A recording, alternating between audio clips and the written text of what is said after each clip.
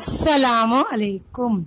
آج میں آپ لوگوں کو بہت ہی پیارا نسخہ بتاتی ہوں۔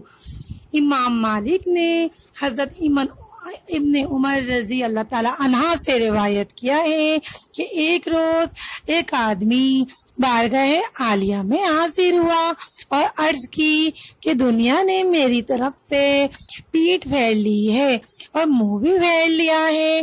سرور کائنات صلی اللہ علیہ وآلہ وسلم نے اس آدمی کو کہا کہ ملائکہ کی جو نماز اور اللہ کی مخلوق کی جو تسبیح ہے اس سے تو کیوں غافل ہو گیا ہے؟ اس کے صدقے ان سب کو رزق دیا جاتا ہے۔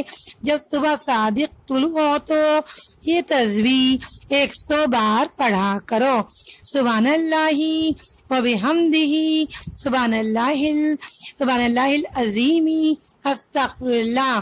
اس کے پڑھنے کا طریقہ یہ ہے کہ فجر کی سنت اور فرض کے درمیان 100 دفعہ یہ تسبیح پڑھی جاتی ہے۔